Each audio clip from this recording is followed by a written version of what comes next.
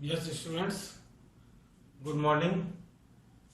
We are discussing important questions for RBC board class 10th और आज हम combinedly discuss करेंगे चैप्टर 10, 11, 12, 13 और 14। ये कंबाइंड डिस्कस करने का रीजन ये है कि इन सब का कंबाइंड वेटेज जो है इन चारों चैप्टर पांचों चैप्टर का वो कितने मार्क्स का है? 20 मार्क्स का। और ये इनमें से जो क्वेश्चन आएंगे वो 20 मार्क्स के आएंगे। अब 1 मार्क्स के 2 क्वेश्चन हैं, 3 मार्क्स के 4 क्वेश्चन है और 1 मार्क्स जो है ना 4 वापस फिर इम्पोर्टेंट है और वो है 6 मार्क्स का। अब हम बात करें 1 क्वेश्चन के मार्क की, तो वो किसी भी चैप्टर में से हो सकते हैं। जनरली एक क्वेश्चन तो 10 चैप्टर में से आता है जो रिलेटेड टू होता है लोकस। कोई भी कंडीशन दी हुई होती है और उसका लोकस हमें जो है वो पूछा जाता है। उसके अलावा बहुत सारे क्वेश्चन 11, 12 और 13 में भी है, 14 में से नहीं आता है। एक और क्वेश्चन जो बचा है वो 11, 12 और 13 में से आ सकता है।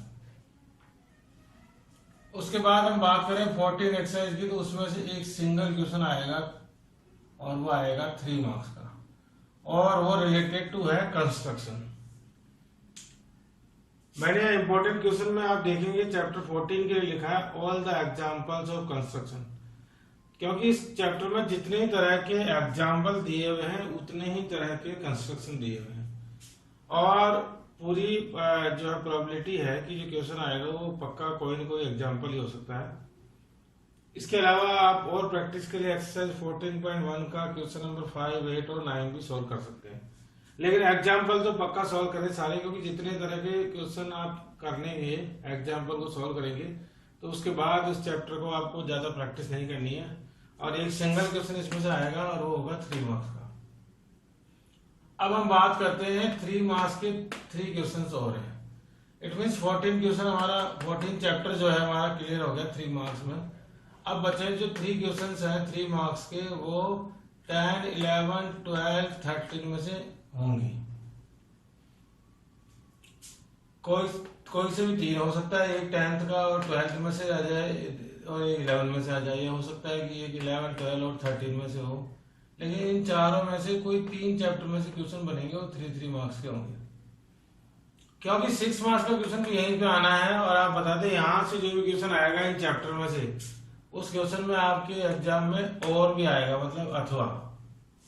इट मीन्स अब आप देखें तो जो प्रीवियस ईयर है 2019 उसमें से 12 और 13 चैप्टर में से 2 क्वेश्चन आए थे। एक 12 चैप्टर में से थ्योरम आई थी, एक 13 चैप्टर में से, और दोनों में से कोई आपको मैंने बताया एक अटेम्प्ट करना होता है 6 मार्क्स में।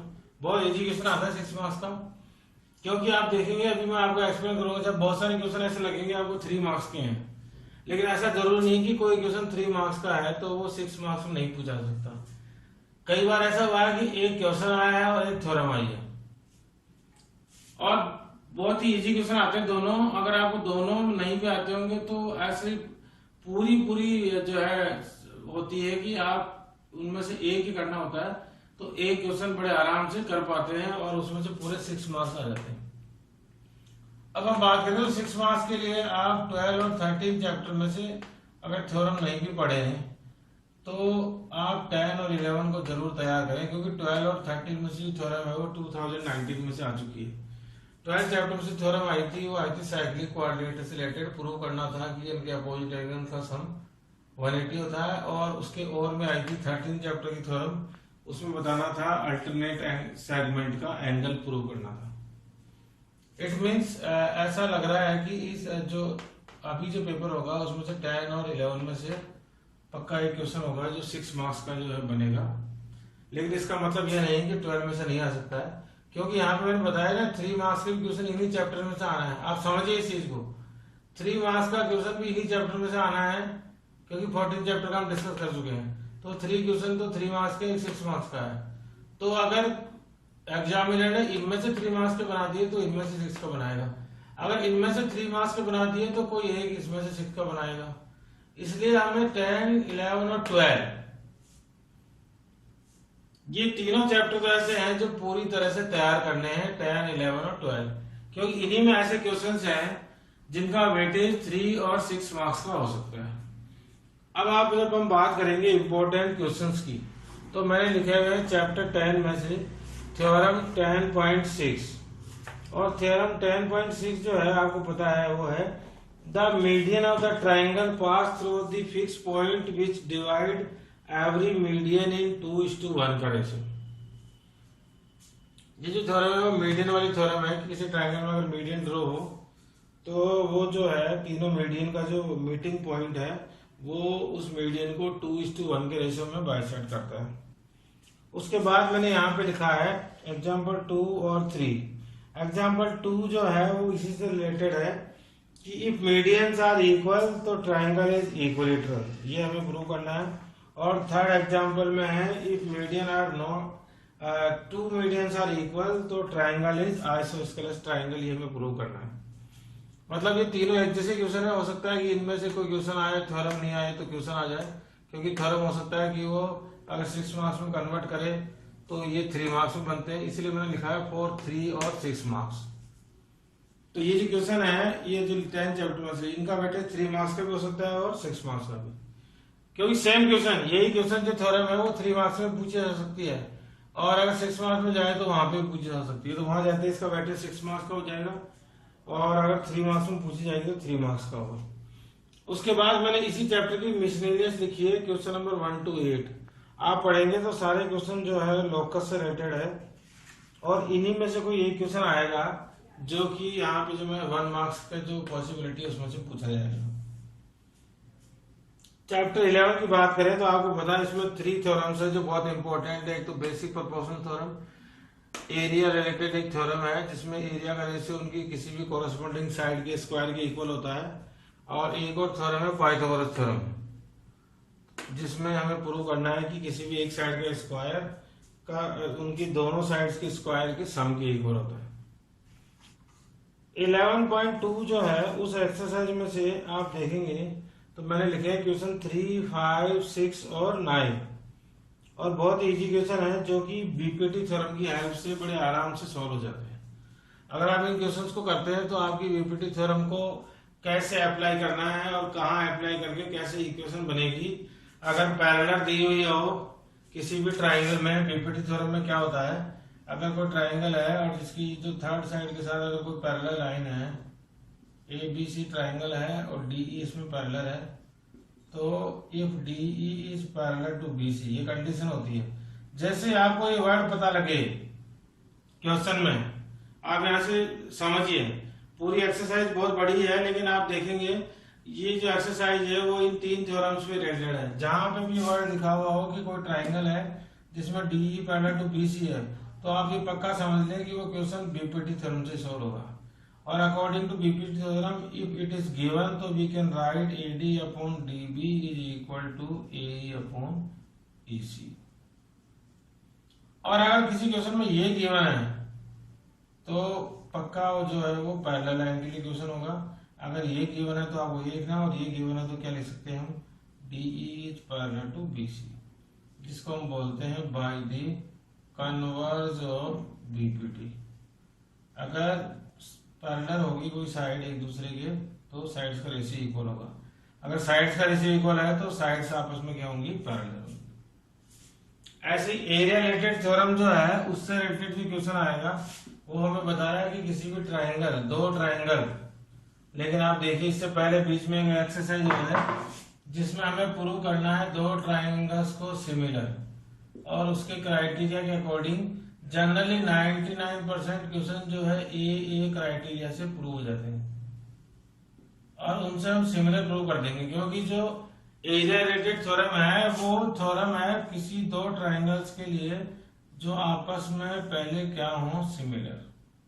जैसे यहाँ पे 2 ट्राइंगल है ABC और एक और ट्राइंगल है PQR, तो before applying the area theorem ये दोनों ट्राइंगल पहले क्या होने चाहिए, सिमिलर। ये तो थ्योरम प्रूव करेंगे तो आप देखिए थ्योरम ये है कि area of triangle ABC upon the ratio of the area of triangle PQR वो इन दोनों की किसी भी कॉरस्पॉन्डिंग साइड के स्क्वायर के इक्वल होगा। ये एरिया वाली थ्योरम है, और मैं आपको बता रहा हूं अगर आपको ये थ्योरम प्रूव करनी हो क्योंकि ये थ्योरम जब भी प्रूव होती है जब दो ट्राइंगल आपस में क्या हो, सिमिलर। तो अगर आप ये लॉजिक किसी क्वेश्चन में अप्लाई कर रहे हैं तो उससे पहले दोनों ट्राइंगल ये कंफर्म कर लें कि वो सिमिलर है या नहीं, और अगर सिमिलर नहीं है तो पहले उनको सिमिलर करना होगा।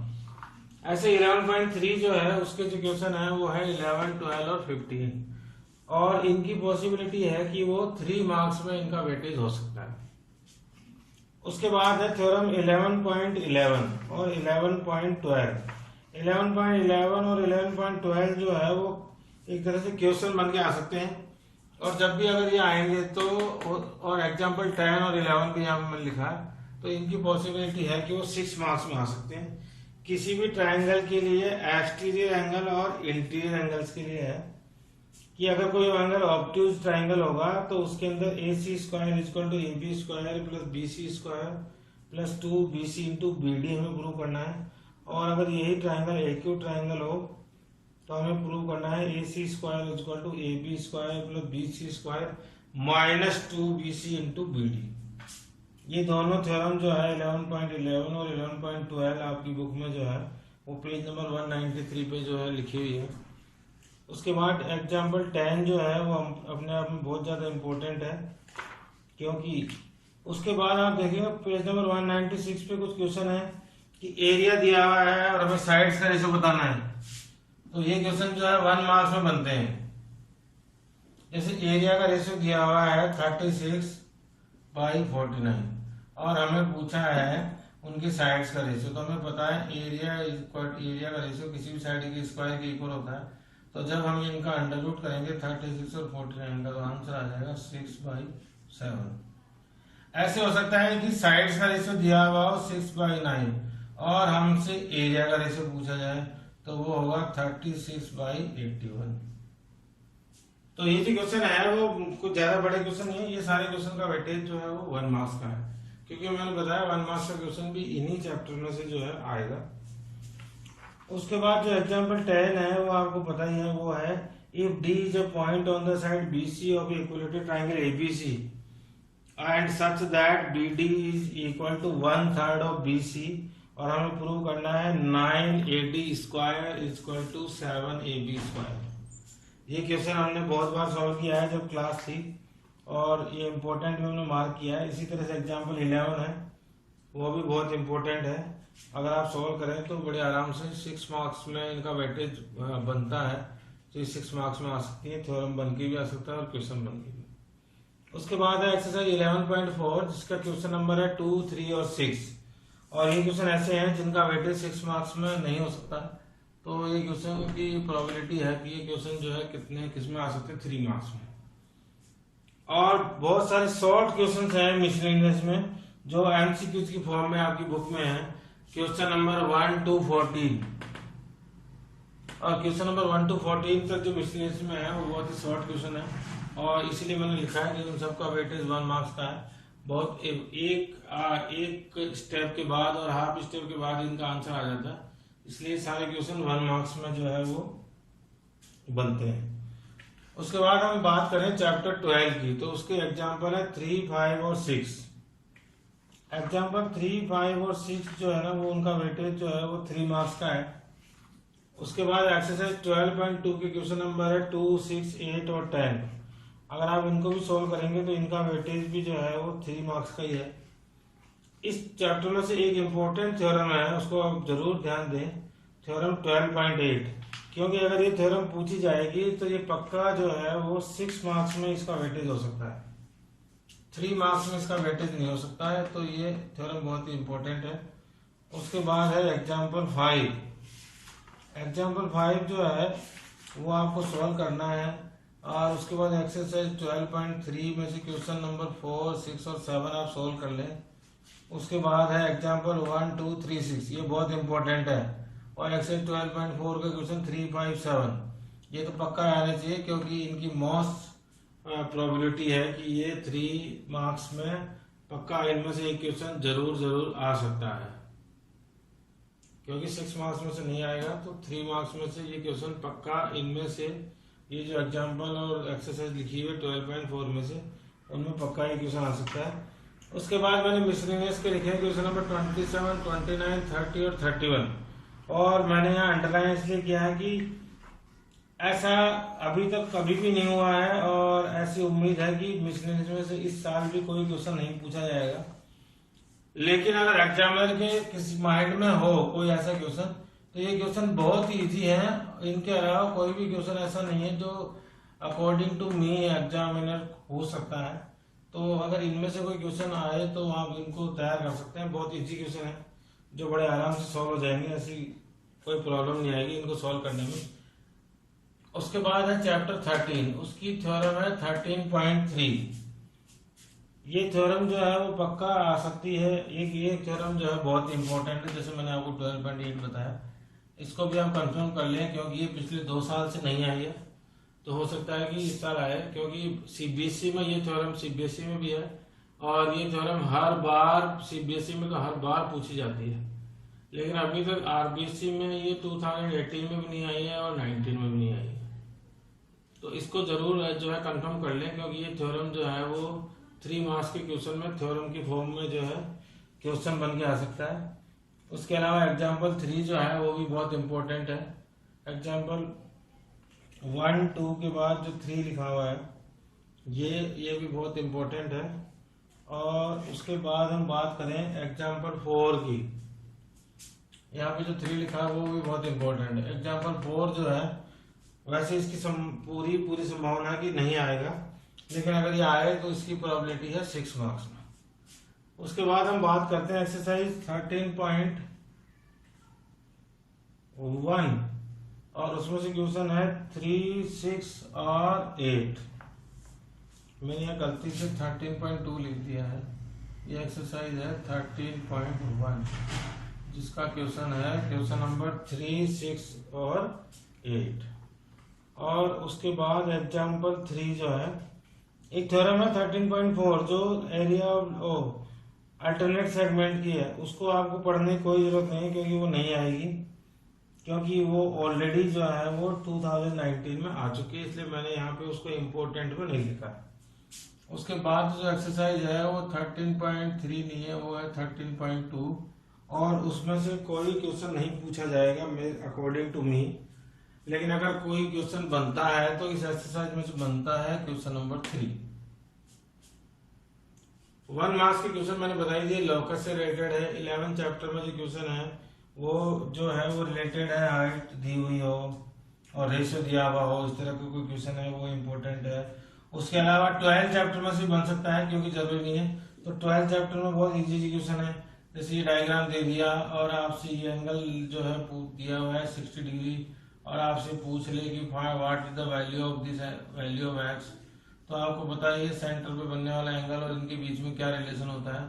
सेंटर पे जो एंगल बनता है वो रिमेनिंग पोर्शन पे एंगल बनता है उससे डबल होता है, तो एक्स की वैल्यू कितनी आ गई 30 डिग्री।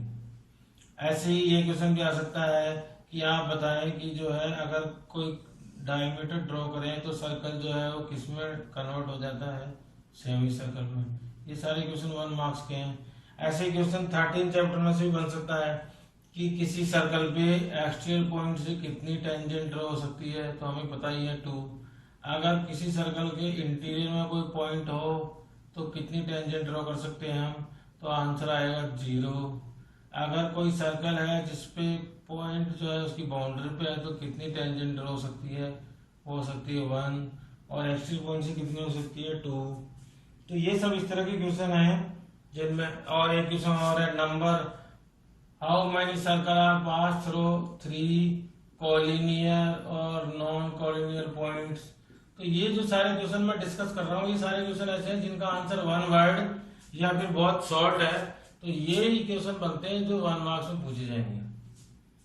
लॉकस के मैंने बताई दिए, आप लॉकस के मिसलेनियस के क्वेश्चन नंबर 1 to 8 पढ़ लें। उसके अलावा आप पढ़ना चाहें तो एक और क्वेश्चन है जो 10.1 में है, क्वेश्चन नंबर 3 जिसका आंसर है सेंटर ऑफ द सर्कल। और क्वेश्चन नंबर 1 का जो सेकंड और 5th पार्ट है वो भी आप डिस्कस कर सकते हैं। तो इस तरह से आप देखेंगे इजीली जो है अगर आप इन चैप्टर्स को वेटेज के अकॉर्डिंग जो भी मैंने लिखा है आपको एक्सप्लेन किया है कि किसका 3 मार्क्स का वेटेज हो सकता है या किसका 6 मार्क्स का वेटेज हो सकता है। तो अगर आप वेटेज के अकॉर्डिंग इनको पढ़ेंगे और जब आप ये क्वेश्चन सॉल्व कर लेंगे तो आपको सारी चीजें रिकॉल हो जाएगी, थ्योरम भी रिकॉल हो जाएगी और उनसे रिलेटेड कॉन्सेप्ट भी रिकॉल हो जाएंगे। तो हम इजीली इन चैप्टर्स के कुछ क्वेश्चंस को करके या इनको कॉन्सेप्ट को क्लियर करके और हम पूरे जो है 20 मार्क्स स्कोर कर सकते हैं। तो आई होप कि आप जो है इन सब की प्रैक्टिस करेंगे। इससे पहले हमने चैप्टर 9 तक डिस्कस किया है और आज हमारा जो टॉपिक है जिसमें हम इम्पोर्टेंट क्वेश्चन डिस्कस कर रहे हैं उसमें 14 चैप्टर तक हमने डिस्कस कर लिया है। बाकी रिमेनिंग चैप्टर्स हम इसके बाद जो है डिस्कस करेंगे। पढ़ते रहें। और मैंने कहा था ये वीडियो जो है पहले मैंने कहा है ये वीडियो भी इम्पोर्टेंट क्वेश्चंस का जो हमने अभी अभी डिस्कस किए हैं वो हम अपलोड करेंगे। हमारा जो यूट्यूब चैनल है सेटी क्लासेस, प्लीज़ उसको लाइक एंड सब्सक्राइब करें और फ्रेंड्स के साथ भी शेयर करें ताकि वो भी इसका बेनिफिट लें। Thank you.